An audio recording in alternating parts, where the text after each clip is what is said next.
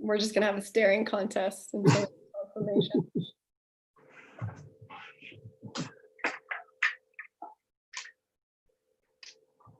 We're live. Are we live? We're live. We're live. All right. Hello, ladies and gentlemen. Welcome to. 1 second. Broadcast interrupted.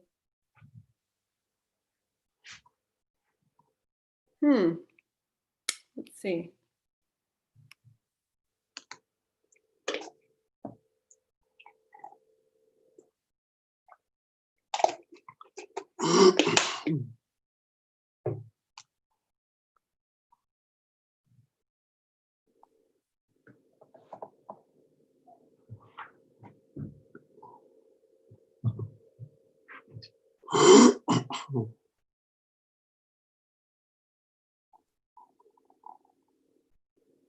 Did you post on my website, on my Facebook page?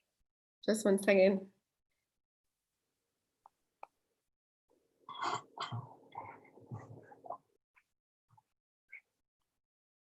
I'd never seen that before. Broadcast interrupted.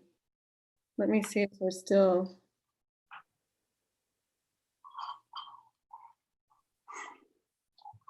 Hold on 1 second. Absolutely. I've never seen that before. Broadcast interrupted. Let me see if we're still. Don't do the intro the very second it starts. Okay. You miss it. Okay. What did she say? Don't do the intro the moment we go live because it's missed. So we should wait a little time before we go into intro once we're live. This is when we like say all the things we're not supposed to say. That's right. We have that window right now. Actually, okay, the broadcast is back on. So, dang it, I wanted to get on my F-bomb. We're live. Oh, we're live? We're live now? Yeah, and guess what? It's your show, so I don't have to do the intro. Ladies and gentlemen, welcome to Interiors. My guest today is Amanda Cornelia, a friend of many years. How would I describe her? You're in for a treat. Amanda is brilliant. She's international. She is a graduate of UCSD, master's degree. She is wonderfully human and creative. She's an entrepreneur. She's a mother.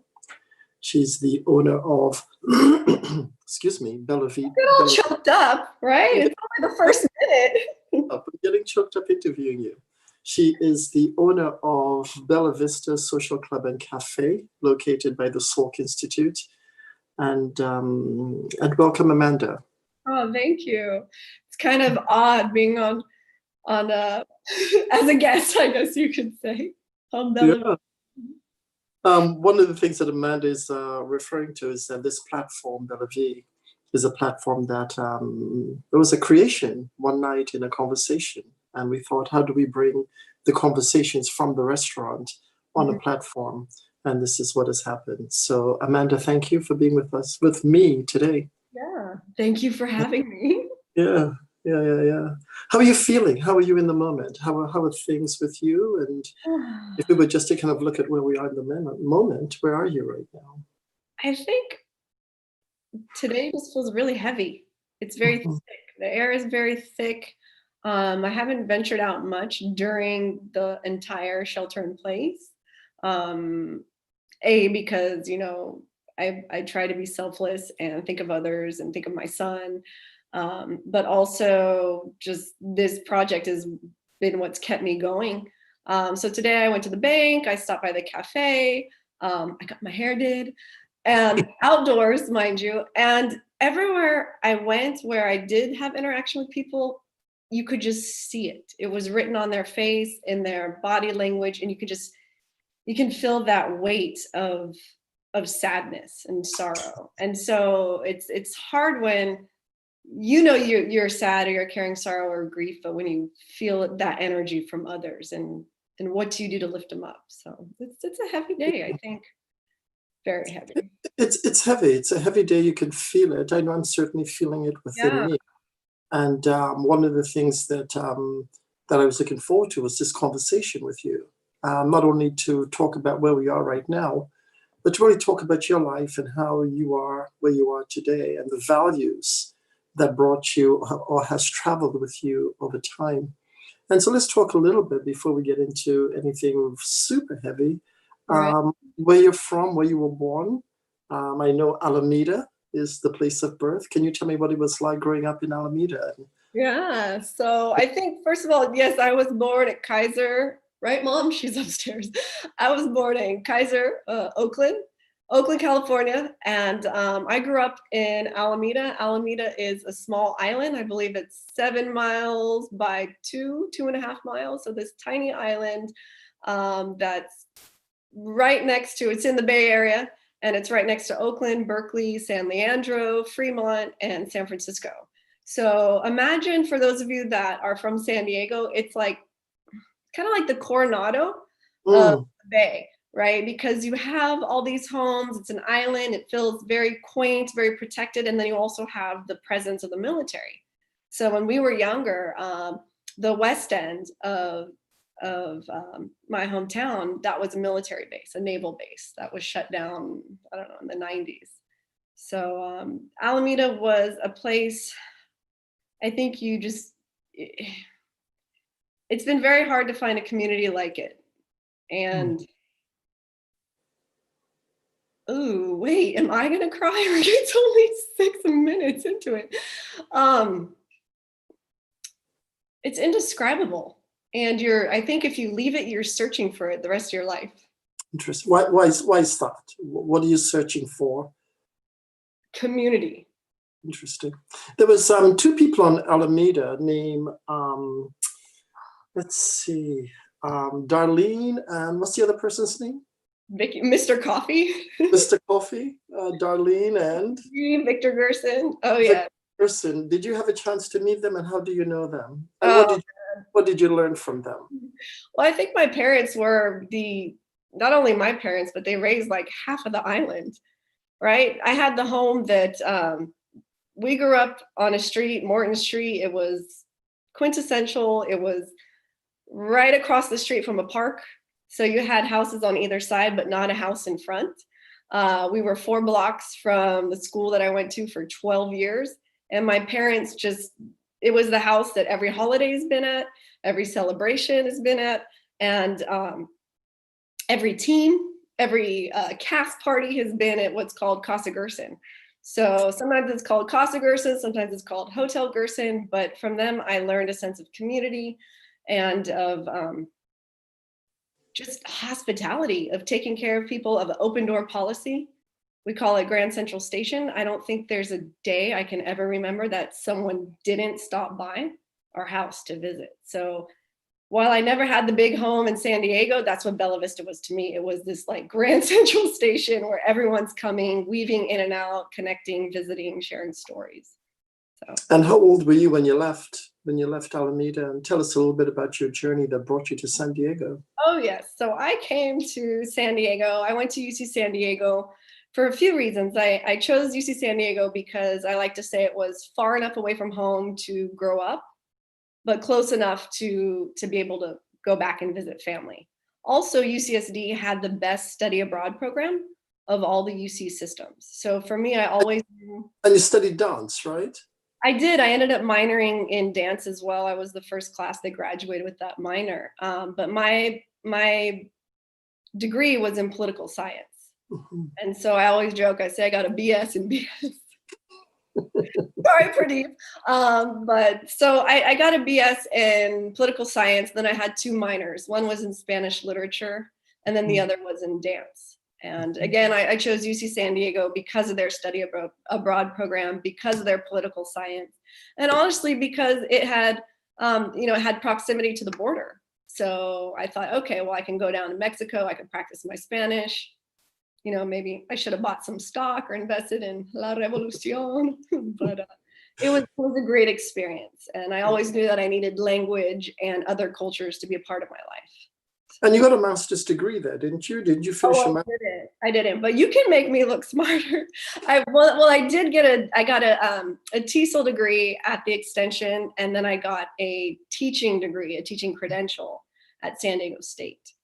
And then I thought about getting a master's in business, but instead I've just run my own businesses for 10 years. Right. And from there, you went abroad. You traveled to Europe. And can you talk about your travels Yeah, abroad? so I spent my junior year studying in Madrid in Spain. And then when I came back and graduated, I was gonna go to Italy and was told by my boyfriend at the time, oh man, you're too wild. Like they'll eat you alive, they'll judge you, which is interesting. We could talk about this later, judgment, prejudgment. But he said, you wouldn't survive in Rome. You're too much of a free spirit. So somehow I ended up in Brazil and spent several months in Brazil helping open an English school there, writing curriculum, correcting stuff, editing books, and actually learning the language so I could do marketing in their language down in Brazil. So it was the first time I lived alone. It was a huge eye opener and big time, probably my first time of real growth as an individual. And that was when I was maybe 21. Oh. And while in Europe, you fell in love. Which time? Well, and let's talk about the time that led to eventually you getting married. Let's talk about that one. Talk about Nico. Ironically, my ex-husband, we met in Little Italy in San Diego. I know everyone wants this love story, like we met in Europe and granted, I learned a lot of geography, right? My geography was learned by dating men from like random, I had boyfriend from New Caledonia. I had a boyfriend from Cyprus. So people would be like, how do you know, trivia, how do you know these islands? But you did travel quite a bit. What were some of the countries in Europe? I did. So a lot of travel started early and I was fortunate. My dance teacher who I grew up with, she was working with this company called St. George International, and they would do goodwill dance exchanges. So in 1990, I think I was, how old was I? 12. So my first trip dancing was in Japan. And then from Japan, the next year we went to Russia. So I was 13 years old, went on that one by myself with the dance troops in Russia and fell in love with Europe. And then the following year, worked and saved up money and helped pay for my own trip to go to Australia and New Zealand. Then later, I kept traveling. So that's where I got the bug. I loved it. And I love that combination of dance and travel, right? So that's really what opened up my eyes. My father, he studied in Mexico when he was a kid. And so I always had that love of language. And then I knew in college I wanted to go to Spain because my family's from Spain. So interesting. And so you didn't become a professional dancer because why? Because when I think of you and I listen to you speak, it seems like dancing is very much in your blood. So what took you away from that? I think it's the pressure. I didn't want to lose the love and the passion for dance. And as many of you know me, I have like 10 projects going on at the same time. And it's a blessing and it's a curse because I want to do it all. And so with dance, I knew I'd seen the girls before me that went to Broadway, that had that lifestyle. And, it was just such a roller coaster. And I thought, you know what, I have too many other interests, language, teaching, and I didn't know what direction I was going in, but I knew I didn't want to despise something that I love so much. Were you disillusioned? I mean, were you saddened by that, by the reality of what it took, or the external pressure to be part of that community? I think for me, I just love performing. Yeah. And I didn't enjoy the stress of going through an audition. And I wasn't the kind of person who could like straight up be cheesy without an audience. Mm-hmm. So I would get to these auditions and sometimes they would pull me aside and they're like, you're crushing it, but can you just smile? Mm. And my response was, I promise you I'll smile when there's an audience. You can't do that. You can't do that in that world. And also I felt, the competition was enough when you were in a dance studio, right? Because you were competing with the girl next to you, in essence, right? So I didn't want that added pressure. Wow, no one's ever asked me that question. I mean, that's a big part of it. I even, I came across a piece in college, and same thing. The choreographer pulled me aside. He's like, "Have you ever been in love?" I'm like, "I think I have." "Oh, I don't know." And he was trying to get me to just like perform it during dress rehearsal, and I was like, "I promise you, you put 100, 200, however many people in the audience, I'll bring it." So that's kind of how I was. I love to perform, but it's really hard. It's like everyone who is now thinking like, oh, there's going to be these sports, right? These soccer starting again, basketball starting with no one in the crowd, right? And so performing is an exchange, right? And luckily we've discovered that through Zoom, we can still have an exchange, even though it's in this virtual kind of existence, right? So. Right. Mhm. So how old were you when you came back to San Diego? And talk about what put you in the position to be a restaurateur. Ooh, absolutely nothing. No, I'm joking. So a few things. I went to Brazil. I came back, and I think always, I was a teacher. I was a dancer. I was teaching like hip hop. I was teaching weightlifting. I was always piecing jobs together because I wanted to keep my passions and not like go and work for a corporation. And my parents were pulling their hair out. Can you get a job with benefits?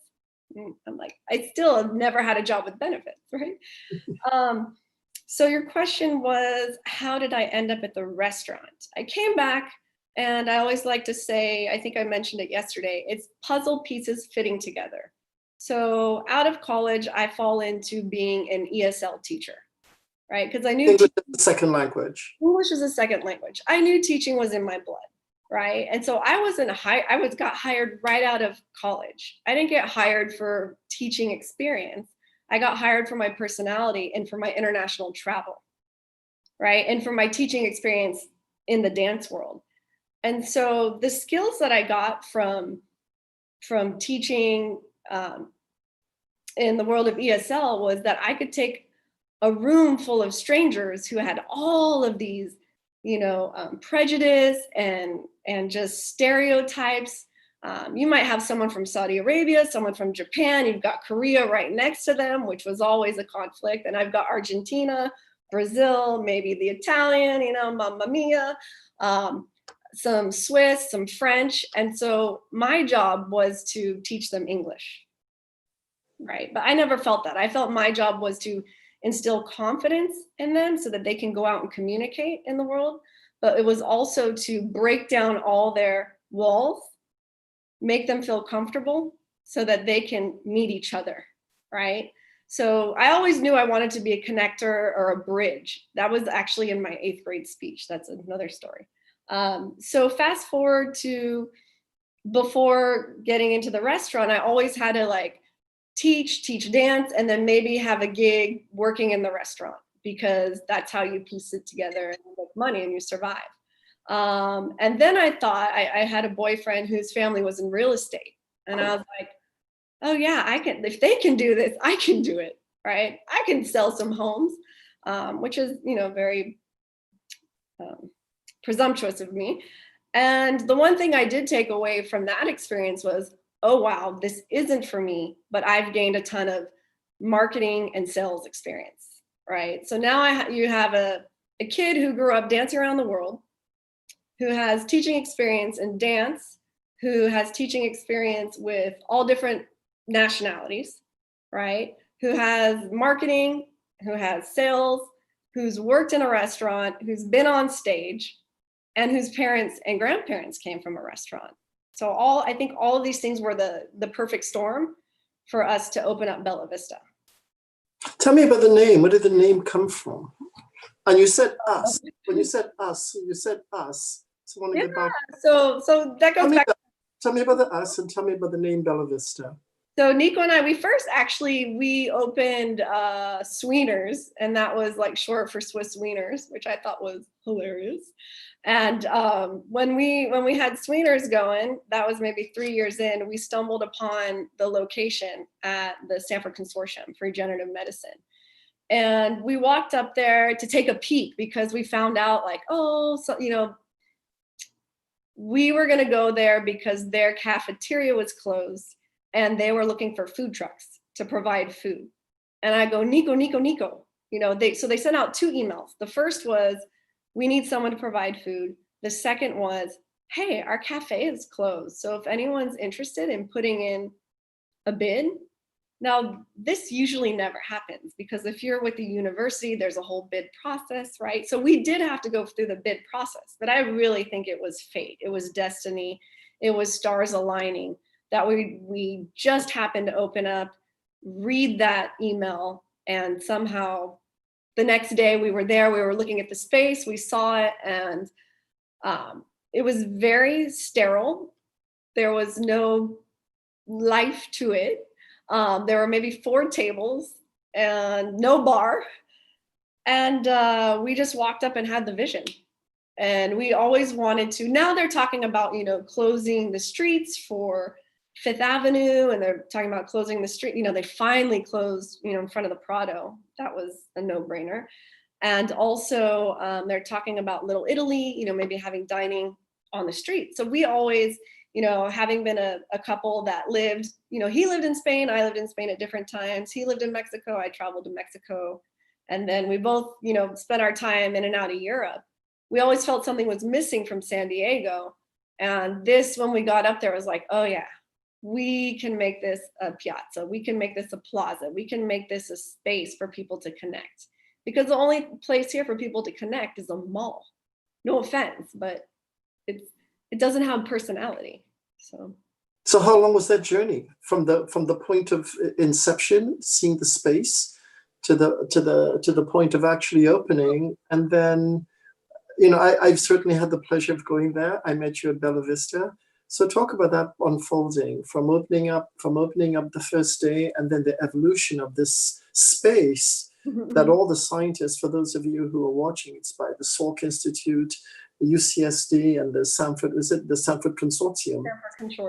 Yeah, and so all the scientists. So talk a little bit about who works in that. Talk about what happened in the convergence of that community into Bella Vista. Sure. So we went. We saw the space. 10 days later, I had the business plan sent, and it was between us and 2 other groups. And I'm kind of like, when I'm in, I'm all in. And a lot of people were like, are you sure this is the plan you want to put forward? I'm like, and then we're going to do this, and then we're going to do this, and we're going to do this. And I was very confident. I think when you feel something in your gut, if you follow that intuition and you have a vision, you just roll with it. And so that was, I want to say, very end October, early November, and our doors were open January 27th. What year? We didn't open until after Christmas. And what year was that? January of 2013. Got it. I was a redhead, just kidding. Quite some time ago. I think Leo was 3, right? And so you opened the restaurant, and we opened the restaurant, and we had anticipated, we just did like soups and salads. And during the process, when we were trying to wine and dine all the scientists, to vote for us, for Bella Vista, it was funny because Nico was trying to do a presentation, and our other friend at the time, who was an original partner, and everyone's just like, I don't know how to talk to these scientists, and he pushes me forward, like, you talk, Amanda. And so then I start to talk, and we're realizing, oh wow, this is a building where it's a collaboratory, but they needed a culture, and they needed people to help facilitate those connections. So when we were first up there, we would say hi, and people would kind of scurry away. Not that because they were rude, but because that wasn't the norm, right? And so slowly you have this spaz, like myself, and then Nico and our friend Chris at the time, we have these huge personalities. And so we just, hey, how are you doing? Come in. So quickly, we started to build, or the opposite, we started to break down all of those walls. And just pull people in and start to connect. And I think it was the first or second day, we were slammed. And so Nico goes, all right, soups and salads ain't gonna cut it. We can't handle this crowd. And so he runs to Restaurant Depot, buys some pots and pans. And the next thing you know, like we have a pasta line and the line's out the door. So it was really, really fast, the growth. And it was fun and it was exciting. And we never took out a loan. So it was lead with leverage, right? So when we first opened, there was no bar, there was no seating outside. And then I feel like we're the underdogs or the bad news bears of like the restaurant. You've got all these fancy restaurant groups that come in and I'm like, oh, fancy furniture. But they didn't, the people that know Bella Vista and know us, they kind of followed the journey. And so I think after the first 6 months, we were excited because we got permission to get the beer and wine. So then we worked, we saved money, and then we knocked down a wall and we made that bar. So then that was the next step. And then the next step was, let's get some outdoor furniture. And then it's like, oh, we get umbrellas. So it's been an exciting journey. And I feel people have been, again, with us the whole way, like kind of rooting for them. Think about the culture that unfolded there and that evolved there, because you had a clientele, and I've always said you've had the most brilliant restaurant in San Diego. So can you talk a little bit about having a restaurant by the Salk Institute, UCSD, and the Sanford Consortium? What kind of culture emerged and what happened as a result of that? So I think what I identified early on is that we have brilliant minds that come through the cafe, and I could have either been intimidated and have not known how to talk to them because I am not of the science and mathematics mind. And these are some of the top scientists in the world. Yeah, I mean, you're talking like top scientists. Kim Prather was on Cuomo, last week talking about her science. One of your customers. Now, Catriona, these are all our customers. So instead of being intimidated, I was like, well, let me learn what I can about them and see how this is going to play out. And what I realized when I was there, first of all, I didn't even know that whole side existed, because let's just back up. In college, you're just trying to make it to class after a night in TJ, right? So you don't realize that behind the curtains, there are thousands of staff, right? Thousands of, you've got staff, you've got, what am I trying to say? Faculty, all these people that are making the university happen. But when you're a student, you're unaware, you're in your bubble. So I come back and I realize, like, oh my gosh, this is the back end of the university. And there's so many people that are making this engine work, right? So that was a big aha moment, that transformation from being a student to, okay, now I'm an entrepreneur and I'm seeing things through a different lens. And so it was also realizing that I didn't know the work they were doing, but the rest of San Diego didn't either, right? So somehow I said, how can I be that bridge of communication to help tell their story, right? And so a lot of times people say, like, oh, well, you can't, how are we gonna open up another Bella Vista? Like, we can't make another one of you, Amanda. And I keep saying, it's not about me, right? Bella Vista is about the brilliant minds that come into the cafe. And the conversations that takes place there. Yeah, I mean, it's incredible. So what happens is, the first few years I'm working the front of the house, boom, boom, boom, boom, boom. I know everyone, right? And so slowly, right, because I'm a former teacher and social butterfly, I start to figure out, oh, this person is a scientist and this person's a venture capitalist. Okay, so this person has the idea, this person has the money. I love to matchmake, right? That's what I love to do. You do? So then there we go. So I start matchmaking and then I go, okay, well, I need an outlet so that I could tell their stories. So then one of the first, I'm kind of giving away my secret sauce. Don't give it all. Don't give it all away. Don't give it all away. I think what it is I really wanted to be that bridge of what was going on the Mesa and tell that story to the rest of the world. Whether writing San Diego Magazine or, What you did, by the way, you started doing articles in San Diego, was it San Diego Magazine or La Jolla San Diego Live? Magazine. Yeah. Can you talk a little bit about what that meant for you in terms of bringing exposure to the brilliant minds that were at the restaurant? Yeah, it was fun because I would cover people that would be customers. So I did three things. I think I would write about people that were customers. I would go to events and then also tell you which events were interesting and were worth going to for networking. And then I think I might have had one that was like just whatever inner monologue was going in. But it was a way for me to be creative and of service and to continue telling the story on a larger platform. It was fun, but it was a lot of work because I had Leo. We had the business. Who is now 12? Leo, dude, seriously, he's 11. 11, sorry. He's 11. And so it was a lot of hours, right? Because you're trying to run a business. You're trying to get to know the whole community. And that was the fastest way for me to do it. And so you're working, you're entrepreneur. Mhm. You have a restaurant, it's working. You've got the most brilliant minds coming into the restaurant. You're connecting them with each other. You're writing in magazines. You've got an article, a publication that affords you the luxury to write about your customers and what's happening there. And then fast forward to Corona. Corona comes. And what's that like? I think it's I don't want to say it's a slap in the face. So honestly, I think everyone who's in this business that I've talked to is kind of like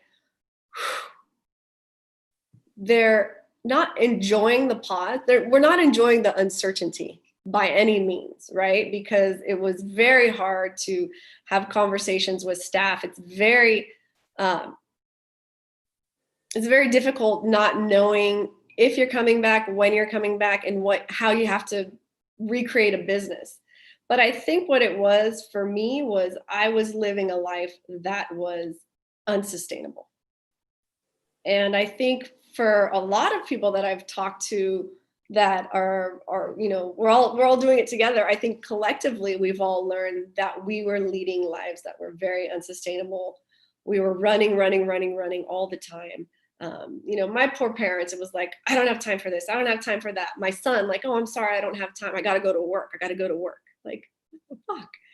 Right. So this has been an opportunity personally to reprioritize and take a deep breath and kind of figure out, well, what do I want the next chapter of my life to look like? And for the cafe, I think it's when we had to shut down, you kind of have like PTSD, right? And your employees are coming at you like, hey, what? And, are we going to be open next week or the following week? And I said, well, July is probably the earliest, shift their mindset. But I also had to shift my mindset so that I could go into quarantine.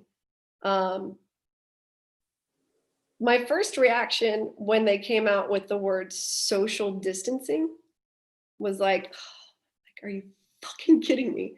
Why did they have to call it social distancing? I own a social club. You could have called it physical distancing, like anything besides social distancing. I do think it's the wrong term, but I really panicked because I thought that's the end of Bella Vista. How am I going to reopen a social club after there's been social distancing in a pandemic? But what I found is after 2 weeks of shutting down the business and I think I did like 2 days of home projects and I was over that. That's when, we started connecting again. And I realized that I needed to not mourn something that I don't know if it's completely dead. I needed to shift my energy to something positive. And that's when we started BellaV TV, because I said, I need to be of service. And I found a way to keep going. And it's a virtual social club. And I can still connect people. And I can connect people internationally now, right? Before they had to come into the cafe. And now I've been doing it for, what are we on, week 7? And we're doing it with people all over the globe. So I'm so impressed with your ability to pivot. And what I mean by that in this relationship of ours is, I remember when you had to lay off staff and the toll that took on you. And I remember how you and I had talked about it wasn't staff you were laying off, it was family. And so from the very beginning in your early career, your early life as a child in Alameda, your parents created an environment with you or for you that was one of community. And then when you talked about Bella Vista as a place of community and connecting each other, I certainly know that because I've seen you in action. I've always referred to you as Rick's in Casablanca, but without the edge of Rick. You know, you don't have Bogey's edge. You know, but as you talk about your trajectory, what I want to ask you is that who are you today? I mean, who are you now in this very moment? Who is the Amanda that sits here with me that I've known for some time? I think that's a good question. I think I've transformed from a selfish little brat who was a dancer and the world just revolved around me, to a mother who's selfless and a community builder and someone who's realized that it's more important to be of service, and someone who wants to have a business that is what's the term I'm looking for? That is purpose driven and that wants to use her influence to do good in the world. So I think selfless is really the lesson I've learned in the past 6 months, which have been the roughest 6 months of my life. I think that's the person I become. I become selfless, and I think I needed to become selfless in order to become a leader. Right? So before, people were seeking me out to be in leadership roles, and I wasn't ready. Right? I had the personality, I had the charisma, but I was personally not ready to be a leader. And so now I think that's kind of the aha moment, like, ooh, okay, yeah, to be a leader, you have to truly be selfless. I think it's interesting you say that, because as I think of you, I think you have all the characteristics of a tough person. And I think one of the things when we say someone is tough, we usually mean they're brittle and they're hard and they're going to eat nails for lunch. You get a view of the image of the Terminator. And I know that you're anything but that. I know that you're vulnerable, you're resilient. You and I have cried many, many times together. I've shared my mom's illness. My mom has congestive heart failure. I've shared that with you. And so I've seen both the vulnerability and the resilience within you. And when you talk about, at this point in your life, recognizing that because of your earned selflessness, that you're now a leader. And I think of you as a global person. Whenever I think of you, the cafe was representational of your globe, your belonging to the world, which is something we talk about. Mm-hmm. I think of that in respect to your son and you being a mom and you being a leader and being selfless and what that means to be inclusive, given not only the virus that is existentially threatening us, there's also this whole issue of race. That is happening simultaneously. The murder, the slaughtering of, George Floyd in Minnesota. How do you speak to your son from a position of being a mom, of the position of raising a young white boy in a society that is certainly going to have to live in because he's 12 years old? How do you inform your son in respect to what's happening now, and what's your hopes for him in this world? Right. Ooh. So I think it's been very eye-opening this past week, and I knew my son has access to, when I was young, it was the Rodney King, right? In 8th grade, the Rodney King incident, the trial, the race riots, that's what happened. In high school, it was O.J. Simpson case, right? So these were things that really brought up civil unrest due to racial tension. And so Alameda was a very, very diverse neighborhood. And we were actually, St. Joe's. I went to St. Joe's. I think our school, St. Joseph Notre Dame in the Bay in Alameda, is like the second most diverse high school in California, if not the nation. So I think when we moved to La Jolla and stayed in San Diego, that's always been a concern of mine. How can my son, how can Leo be surrounded by diversity? And I loved that the school that we went to is Torrey Pines Elementary School. And it just so happened that a lot of the parents from Torrey Pines Elementary School are international. And they work at Salk, they work at UCSD, they work at TSRI. So that was wonderful. But to bring it back to this week, and to his generation, these kids have access to things we did not have access to in terms of media, social media, and not only what the kids have access to, but if you look at the Rodney King incident, it was caught on a VHS by a man who just happened to catch the incident while in his apartment, right? And it was the first time that blatant racism had been caught on camera.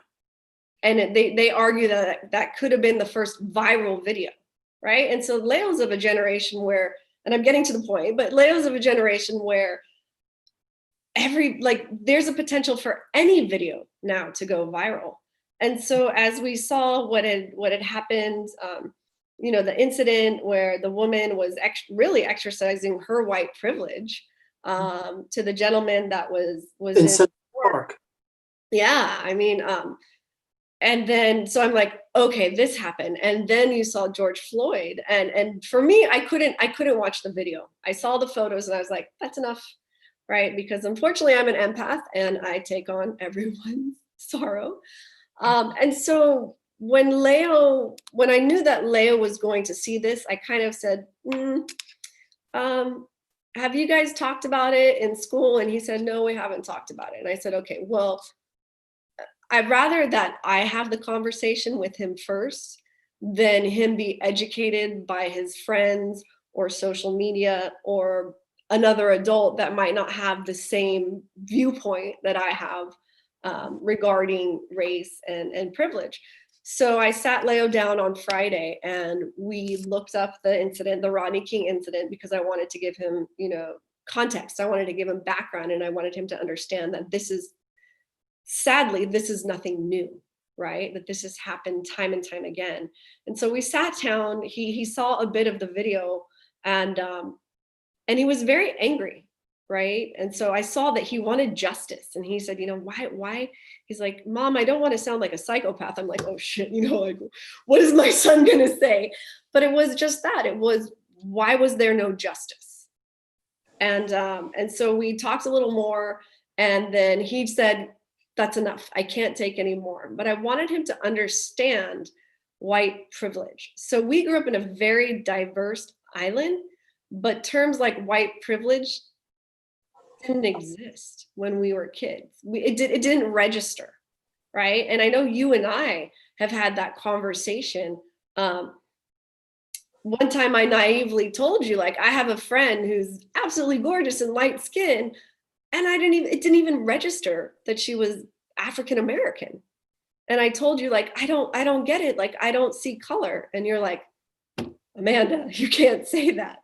And so I guess for me, I want my kid to have empathy, to have the ability to put himself in other people's shoes, but not make that same mistake that I made of saying, I don't see color, right? But I'd rather that we have the conversation and he understands why there's a difference, and he has a privilege, and he can go dress the way he wants to, and he can go play Nerf guns at the park the way he wants to, while his friend of color isn't afforded that same privilege or that same opportunity. And it was hard to have the conversation with him and tell him, like, your world and your friend's world of color is not the same. And you could see his mind kind of taking it in and registering it, but it's a conversation that I think every person needs to be having with their children right now. Most definitely. His hope for the future. So, Leo's going to be, who knows what Leo's going to be? Leo's going to be an artist. Leo is going to be an entrepreneur. Leo is going to entertain. But I think Leo is going to be a leader. That's what I hope. I hope that he uses all of this exposure to just lead, but lead with compassion. Mhm. Mhm. You know, it's interesting because oftentimes as a man of color, if a man of color does something, people hold me responsible for that. So when the O.J. Simpson situation happened, all Black men had to kind of be on guard because he somehow was symbolic of all Black men. And as I'm sitting here chatting with you, I'm thinking when you saw the white woman in Central Park speaking to the African American man that way, proclaiming that she was going to call the police and tell them that an African American man is threatening me, and then proceeds to do it. What when you look at that, what does that say to you? How does that speak to you? Or I think it's disgusting. I think it's an abuse of power. And she knew she had that power, and she knew she had that privilege, and she knew nothing about the person. She was just looking at the color of their skin. And I think, you know, it was an abuse of power. And we need to be very aware that there's a cost, right? There's a cost to this inequality. And for us to have privilege, that comes at the cost of people that are of color that don't have that privilege. And so I think it was disgusting, and it was I liked what you just said. I mean, I think you know, I almost want to talk about that a little bit because I don't remember the last time I heard someone who was white say that white privilege exists, and it exists at the cost of people of color. You know, I have this conversation with my friends quite a bit. Mhm. And one of the things they say, well, you know, I know my white privilege and that whole thing. And I said, but can you hold the space that white privilege exists? But the cost of white privilege is at the expense of people of color, of Black men and Black women. It's a zero-sum game, and it's ridiculous. I mean, it's enraging, and I don't understand what it's going to take to create a system of equity, I right? love the fact you use that word because, you know, equality is one thing and equity is something else, right? And I think you and I have talked about that. When I think of equality, I think of a fence, and there's a baseball game being played over that fence. Yeah. And because of equality, everybody gets a box to stand on to be able to see over the fence. Mhm. That's equality. Everybody gets a box. Equity is I get a box because I'm 6'2", but Leo gets 3 boxes because he's, I don't know, how tall is he now? Let's say 5 feet. He's 5 feet. So Leo is 5 feet. So in order for all of us to see over the fence, it requires that Leo gets 3 boxes and I get 1 and somebody gets 2. So equity is really not equality in any way at all, but is actually saying, here is how we level the playing field. And when you talk about an equitable society, I think that's what you're talking about. As a white person, is it okay for me, for you, for any white person to engage in white privilege at the expense of Black lives? Right. And so we have to have that conversation. I think that's a critical conversation to have. Is white privilege consistent with the moral value that white people hold? And if the answer is no, people says, well, Alexis, what can I do? Right. They Right. will examine your white privilege, Mhm. understand it at the cost and the expense of people of color, and then ask yourself, is this consistent with my morality, my value system? And if Right. the answer is no, then I think it demands that white people have conversations with other white people Yeah. and hold them accountable to that white privilege, because it's at the expense of what we just saw on television with George Floyd. And so it's funny because not funny, but Saturday we had a post discussion because I wasn't on the segment with Dr. Kat, right? But the guests, I hopped on afterwards to thank them for their time. And I was trying to express that as a white woman who really wants equity, and just since I was a kid, racism, I mean, even on my backpack, I had like in graffiti, I had my friend write racism, right? Like that's how much it's just, and I see with my son too, he can't stand when things are unjust. It eats away at him. But the gentleman who was on, I said, it's really hard as a white woman because we don't want to make those mistakes. And so like we want to help, we want to be part of the solution, but we don't know how to be part of the solution because we don't know when to speak up or when, like, how do we be included? I think that's what we need to explore. And his comment was, yes, I understand, and I want to acknowledge it's really hard to be a white woke woman. And I was like, yes, because we're paralyzed. We don't know what to do and how to move forward. So myself, one of the ways that I feel I can help is you and I having conversations, candid conversations, but also hosting conversations about race, talking about our experiences with our kids, being open and acknowledging that, yes, I have white privilege. I don't like it, right? I don't want to be a bystander. And if someone is a bystander, I want to hold them accountable, just like you would if someone's a rape victim or someone is a victim of violence, right? I'm still like, can't believe that the other police officers just stood there and people are filming and like no one did anyone do anything, or did they just all sit there and watch murder be committed? Like I said, I haven't watched the video, so I'm not 100% certain. But You see, I think part of that is when you said they stood there and did nothing, part of what goes along, part of the narrative of white privilege is that I have white privilege at the expense of people of color who are disposable, who are inconsequential. yeah, And so in their minds, they weren't killing a person. It was an object. It was a thing. It was this thing because of privilege. Because for me, as we talk about this, I looked at the cop who had his knee on the neck of this man. mm-hmm. And I was saying to a friend how he did it with such calm. He didn't break a sweat. When the gurney came to put the man on it, he picked the man up, put George on it, and just kind of moved on. And I thought, isn't it interesting that he could put his knee on the neck of a human being and be divorced from his personhood? He as a person isn't there. Yeah. And I thought, well, where was he? Well, he was in his white privilege. Mm-hmm. Right? If I'm in my white privilege, you're just another person, because in order to be privileged, by default, somebody has to not be privileged. You can't have one without the other. They're necessary. Right. They're binary. How do I know I'm privileged? Well, the North Star of my privilege is those who are not. And by definition, they're disposable. They're not a human being. And so what I invite, I'm going to modify the conversation you had with this person the other day. I don't think being a woke white woman is difficult. I think it's courageous. I don't think being a woke white person is difficult. I think it's an act of courage to say, and it's twofold. Not that I recognize my white privilege.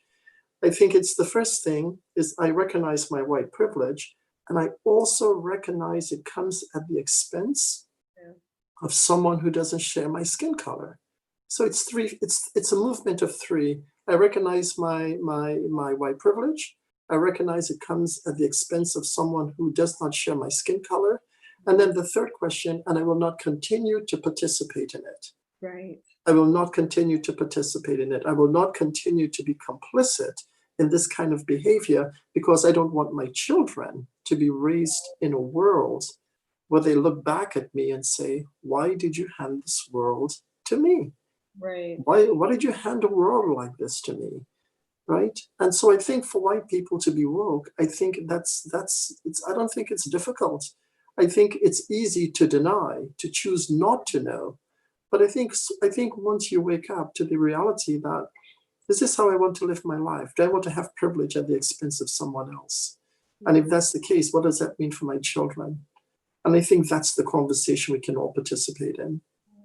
And I hope that with this platform, we can continue to have these conversations. That's been the beauty of this whole process of this pause from the cafe and finding a new platform, is that we can come together and have conversations that used to take place at Bella Vista, but somehow we talk about it. This virtual world almost opens us up to be more vulnerable, right? More open. I think I don't know why. I don't know why. no, I think it demands a new conversation, and by having a new conversation, it invites a new behavior. But I'm inviting all my white friends, to have this conversation of white privilege and the cost of it, with their other white friends. I'm really, really inviting white people. I'm going to say that white. By the way, my grandfather is white, so you know. My grandfather was a tall Scottish bald man, thank you, grandfather, right? But I mean, really inviting white people to have this kind of conversation by which white people talk about, are we willing to have white privilege at the cost of the lives of other people? And if the answer is no, then I think it demands that white people hold other white people accountable for their behavior, and then act in ways and shop in ways and work for policies in ways that create equity. Right. Well, I think it's interesting what you're saying, because what I've noticed on social media is that my friends of a lighter shade of skin, my white friends, they are really opening up and giving examples, and they're writing like, oh shit, like, yeah, I just did this, and it didn't even dawn on me that this was white privilege. So it's like you're saying, we're at the first step, right? But we just can't end at the first step. We have to continue, and then we have to, have our call to action. And I think our call to action is, it's very similar to, I was again on the call, and I was saying, while I'm not colored, I am a woman who has to jump into a man's world many times. So if we make things culturally relevant. I think you misspoke when you say, while I'm not colored. I think you mean, while I'm not a person of color. Is that what you mean? Okay, I don't know. Yes, I don't know. I was. No. I'm with you. I know your intent. I just know that this is. Okay. Yeah. So what I was gonna say is that, I don't know what I was gonna say. That you are a woman.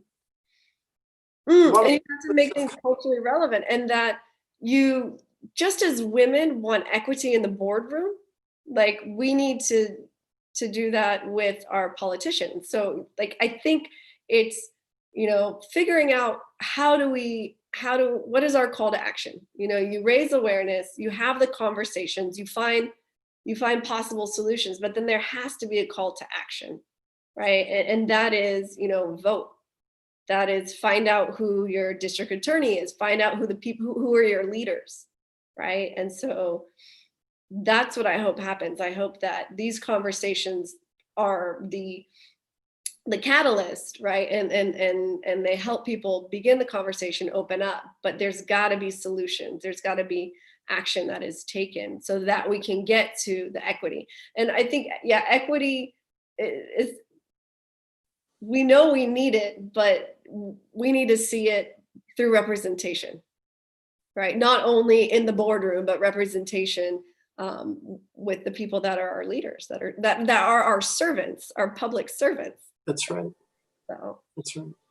Thank you for this conversation. I think it's the beginning of many, many more conversations. And last thing before we leave, your vision, your hope, your dream for Bella Vista. What is your hope, your vision, your dream for Bella Vista? I always thought Bella Vista should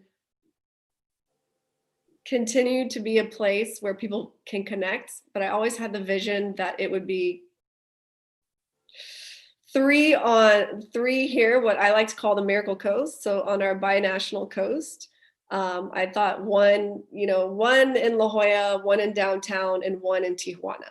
And that is starting to now bring together our region and 2 countries. And then the bigger vision is one in San Francisco, one in LA, one in Paris, one in London. So I think I figured out how to do it. And anyone that knows how to make avatars, give me a call. Ladies and gentlemen, Amanda Cornelia, brilliant, talented, was raised to be part of a community and contribute to a community. To all the people out there who are watching this, the last couple of weeks has been extremely difficult for me. There isn't a word for how I feel. And I'll just end by saying to all the people who've gone out and marched, of all colors and all ages and all genders and all sexual orientation, love is a verb. And so what you're doing is you're behaving lovingly. Love is a verb, and you're fighting for humanity. Racism is an invitation to hate. Hate has never solved the human problem. Thank you for watching. Thank you for Amanda being with us today, and we'll see you soon. Thank you guys. Love you. Love you too.